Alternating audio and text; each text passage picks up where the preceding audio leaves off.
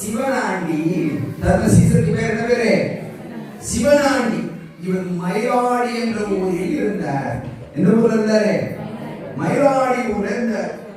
பீமன் சீடர். பீமன் சீடருக்கு பேர் என்னன்னா பண்டாரம். அவர் பேர் என்னது? பண்டாரம். அவர் எங்க இருந்தாரு? கரும்பாட்டூர் என்ற ஊரில். எந்த ஊரு? கரும்பாட்டூர் என்ற ஊரில் இருந்தார். மூன்றாவது சீடர் அர்ஜுனன். மூன்றாவது சீடர் என்னது? அர்ஜுனன். அர்ஜுனனுக்கு பெயர் அர்ஜுனே தான் கொடுத்தது. நாலாவது பெயர் நகுலன் சீடர். நகுலன் சீடருக்கு பேர் என்னன்னா சுப்பையா. நகுலன் சீடருக்கு பேர் என்னது? சுப்பையா. இவர் குளச்சல் என்ற ஊரில் இருந்தார். இந்த ஊர்ல குளச்சல். ஹரிகோபாலன் சீடர். அவர்தான் சகாதேவன். அவர்தான். அவர் எந்த ஊர்ல இருந்தாருன்னா தென்தாமரை குளம். ஊர் என்ன ஊரு? தென்தாமரை குளம். எல்லாரும் அந்த சீடர் என்ன பண்ணாங்க? ஐயாவை பார்க்க வாங்க. எதுக்கு வந்தான்? இது வந்தான் இவரை 5 பேரையும் கொண்டு வந்தது அதுக்குதான். பணிவிடை பண்ணதுக்கு பணிவிடைக்காரர் இருப்பான். பணிவிடை பண்ணதுக்கு அதுக்கு ஒரு பிள்ளை இருக்கு. அந்த பிள்ளை எங்க இருந்து வந்தது? பால்வண்ணநாதன். பால்வண்ணநாதன் தான் அந்த ஊரல்வாய் மொழி பலவேச புத்திரனுக்கு பிறந்தவன். நடந்தோ அவனும் என் மகன் தான். பஞ்சவரும் என் மகன் தான். ஆனால் இந்த பால்வண்ணவேல சாமி என்ன கொடுத்தாரு? சாமியை கொடுத்தாரு. பத்திரமா பதிய பார்த்துக்க. நான் வருகிற வரைக்கும் நீ பணிவிடை பண்ணிக்கிட்டு இருக்கணும். சாமி மீண்டும் வருவார். வரும்போது சாமி தோப்பை கழுவும் தண்ணி கழுவும் போது மன்னரைக்குள்ள இருக்கும் மாயாண்டி வழிவருவேன் என்று ஏதும் சொல்லி இருக்கிறார். அந்த காரணமான சைனம் இன்னும் இருக்கிறது. இறைவன் வரணுமே. இரண்டாவது வருகை வரவேண்டுமே. இது பட்டாபிஷேகம் என்று சொல்வோம். அற்புதமான சீடர்கள் எல்லோரும் வந்தார்கள். இங்கே இறைவன் ஒவ்வொன்றா சொல்ல சொல்ல அவர்கள் நினைச்சாங்க, எழுதி கொண்டிருந்தார்கள். ஆனால் இந்த தர்ம சீடர் கொஞ்சம் ஹெல்ப் பண்ணிட்டாங்க. எந்த சாமி கூட வேண்டாம். அவனுக்கு ஒரே ஒரு நோக்கம், காரணமான மாயன் கலியுகம் வருகிறது என்று எண்ணி நாளையும் பயந்து ஓடி நல்மலை ஏறி மானாய் வில் வேறு நம்போல் சென்று கலியுகம் தாரணி மாறவர் என்று தவரோகம் சேர்ந்தார் மாயன் இடைக்காட்டு சித்தர் பாடினார். இந்த பாட்டு எங்க யார் பாடினா? இடைக்காட்டு சித்தர். காரணமான மாயன் 58 வாசகங்கள். காரணமான மாயன் கலியுகம் வருகிறது என்று எண்ணி நான் இன்னைக்கு ஒண்ணாரு அகர்வாயுடைய இருப்பதான் அகர்வாராய்ச்சி ஆராய்ச்சி செய்கிறான். யாரு? யார் செய்கிறான்? தர்ம சீடர். இறைவன் வரானே, அவன் எப்போ வருவான், எங்கே வருவான் என்று அவன் வேதத்தை உணர்ந்த ஒரு காரணத்தினால் அவன் என்ன பண்ணுவான்? இவனா சாமி கிடையாது. சாமி என்பதான் இங்க வருவான். கண்டவன் சாமிய கையெடுத்து கும்பிடுவனா? கும்பிடவே மாட்டேன். திருமேனி தொழுத கையால் மறுமேனி தொழுவதில்லை. அவனுடைய நோக்கம். எல்லாரும் சாமி நோக்கி ஓடுறான். எல்லாரும் ஓடுறான். பார்த்துட்டே இருக்கான். சாமி அபிஷேகத்தை காட்டுறார். பிள்ளை இல்லாமல் போகிறதுக்கு பிள்ளை கொடுத்தான் இறைவன். 50 வயதான அனைத்திறந்த விண்ணாளுக்கும் சந்ததி ஓங்க தலை தோங்க சந்ததி கொடுத்தான். பேரு பரவுகிறது. குஷ்டநோய் பிடிச்ச மனுஷன் போனான். எங்க இருந்து? பாஞ்சாலம் குறிச்சினர். எங்க இருந்து போனா? பாஞ்சாலம் குறிச்சினர் போனா. சாமியை கேள்விப்பட்டு பெரிய செல்வந்தன். பெரிய செல்வந்தன். குஷ்டநோய் வந்த உடனே பெரிய கோடீஸ்வரன். கொரோனான்னு தெரிஞ்ச உடனே ஆஸ்பத்திரியில விட்டுட்டு மனைவியும் மகனும் ஓட முடிச்சான். பாஞ்சாலம் குறிச்சி மனுஷனுக்கு மனைவியும் மகனும் பிள்ளைகளும் அவருக்கு ஒரு தனி இடம் ஒதுக்கி பண்றான். சாமி லோகம் ஒரு சாமி இருக்கானா அங்க போனோம் அப்படி என்று தன் மேடியெல்லாம் கொண்டு அதை போர்வை கொண்டு மூடிக்கொண்டு அவன் சாமி லோகத்துக்கு வாராராம். சாமி லோகத்துக்கு வந்து சாமி வடக்கு வாசலில் இருந்து கொண்டு அங்கே அதிசயத்தை காட்டிக் கொண்டு இருக்கிறார். அங்க எல்லாரும் இருக்கிறார். இவர் போய் நிற்கிறார், சாமி கூப்பிடுறார், அவர் பேர சொல்லி கூப்பிடுறார். பாப்பா கிட்ட போறான். அவன் போர்வை எடுத்து தூரை போடுகிறான். இறைவன் போட்டு வடக்கு வாசல் இருக்கிற மண்ணல்லையே அவன் மேலெல்லாம் தடவுகிறான். அப்படி தடவுன உடனே எப்பா நீ போய் நேர இருக்கப்பா முத்திரி கணத்துக்கு போ, முத்திரி கணத்துல பதம் விடுவாப்பா அப்படி என்று முத்திரி கணத்துக்கு பதம் விட்டு வர சொல்லுகிறான். அங்கே போறாய், போயிட்டு மாறாய், வரும்போது மேலெல்லாம் புன்னகங்கள். சாமி தடவும் போது என்ன நடந்தது? ரத்தமும் சலமும் வழியுது. இறைவன் அசிங்கம் பார்த்து அவனுக்கு பிள்ளைதானே. அப்படிப்பட்ட இறைவன் திருமலாபுரத்தில் இருக்கிற இறைவன். நீங்க நல்லா அறிந்திருக்கோ. இப்படியாக அவன் மேலெல்லாம் தடவி தடவி அவனுக்கு அங்கே குடித்து விட்டு வருகிறான், பதவிட்டு வருகிறான். ஐயா சிவசிவா அரகரா என்ற அந்த ஆதி மூல மந்திரத்தை அவன் சொல்லி வருகிறான். கிட்ட வரும்போது அவன் மேல இருக்கிற புண்ணெல்லாம் காணல. பட்டது யாருடைய கைப்பட்டது? பகவானுடைய கையிலாம் பட்டது. அவன் இந்த கதை ஊரெல்லாம் பரவுகிறான். ஊரெல்லாம் பரவு சாமிதோப்புக்கு மக்கள் தான் ஓட்டம் பிடிக்கிறார்கள். சாமி தோப்பிலே சாமி இருக்காரு, அதிசயமா இருக்காரு, அதிசயமா இருக்காரு. கண்ணு தெரியாதவனுக்கு கண்ணு தெரியுது, கால் நடக்க முடியாத கால் நடக்கிறான். குழந்தை இல்லாதவர்கள் குழந்தை கிடைக்கிறது. ஓம் சாமி தோப்பை பார். சாமி என்ன கொடுத்தாரு?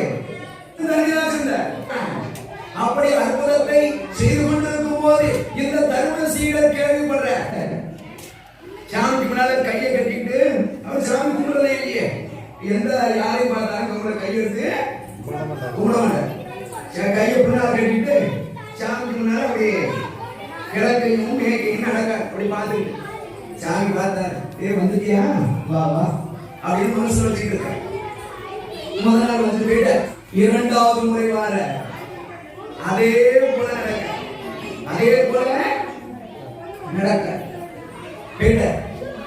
மூன்றாவது முறை வார அதே போல நடக்க. சாமி பார்த்து அறிவுரை என்ன சொல்றாரு? என்னன்னு கேட்கணும். என்ன இல்ல ஒண்ணு எல்லாரும் சாமி எல்லாரும் கும்பிட்டு இருக்கான். என்ன சொன்னாரு? எல்லாரும் சாமி கும்பிட்டு இருக்கான். வேதங்கள் சித்தர்கள் சாமி கேட்கிறேன் என்ன சொல்றது? காரணமான மாயின் கலியுணர்வது எண்ணி நாராயண் பயந்து ஓடி நல்மலை ஏறிமானாய் வேடன் கையால் அடிபட்டு அம்பாள் சத்து தாரணி மாறேன் என்று தவளவும் சேர்ந்தார். அந்த மாயன் வருவானா வந்திருக்கிறான்னு பாக்கேன் அப்படின்னா அந்த மாயன் நான் தான் சொல்றேன். அந்த மாயன் நான் தான். அப்படியா? நீயா? இங்க பாரு சாமிட்ட நீ நான் பேசுறேன். நீ நாராயணன் நீதான் என்றால் நான் உன்னை கையெடுத்து கும்பிட போறேன். நான் கும்பிடும் போது நீ உண்மையான இறைவன் இல்லை என்றால் இந்த இடத்தில் எரிந்து சாம்பலா போவாய். தர்மசீலர் அப்படிப்பட்டவன். நான் கையெடுத்து கும்பிட்டால் நீ சாமி இல்லை என்றால் நீ என்ன செய்வா? சாம்பலா போவாய் என்று சொல்லி அங்கே தெற்கு முகமாக நின்று கொண்டு தர்மசீலன் கையெடுத்து கும்பிட்டு அவன் என்னதை நினைத்து மனதில் நினைத்து யாரை நினைத்து கும்பிடுகிறானோ கண் திறந்து பார்க்கிறான். பெருமான் நாராயணமோ நின்றார். பெருமான் இருக்கிறாரே அவன் எப்படி இருப்பான்? நாராயணம் அழுது நினைத்தானோ அதே போல நின்றான். உடனே கிளம்பினான். பெருமானே நான் இத்தனை நாளும் ஆராய்ச்சி செய்து இறைவன் எப்போ வருவான், அந்த இறைவன் யாரு அப்படி என்று நான் தேடி அடைந்த காலம். இறைவா நீ என் பக்கத்திலே இருந்திருக்கிறாய். நான் தேடியவன் நீ பக்கத்தில் இருந்திருக்கிறாய். நீங்கள் கும்பிடுகிற இறைவன், நீங்கள் தேடுகிற இறைவன் உனக்குள்ளே இருக்கிறார், பக்கத்திலே இருக்கிறார். இப்படியாக இறைவன் அற்புதத்தை காட்டுகிறார். அகிலமெல்லாம் பறக்கிறது, திருவாங்கூர் சமஸ்தானம் வரைக்கும் பறக்கிறது. மேல்ஜாதிக்காரன் எல்லாம் பொறாமப்படுறான். மேல்ஜாதிக்காரன் எல்லாம் பொறாமப்படுறான். இவன் ஏதோ ஒன்று செய்கிறான், பம்மதான் செய்கிறான். அப்படி என்று அவன் பொறாமைப்பட்டிருந்த போது இரண்டாவது தவசை இறைவன் செய்கிறார். இரண்டாவது தவசு அந்த குழியை மூடி அந்த குழிக்கு மேலே இறைவன் இருந்து தவம் இருக்கிறார்.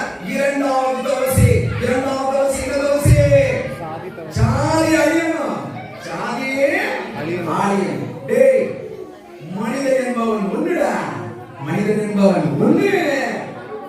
அவனையும் நான் தான் படைச்சேன், இவனையும் நான் தான் படைச்சேன், பிராமணனையும் நான் தான் படைச்சேன், சூத்திரனையும் நான் தாண்டா படைச்சேன்.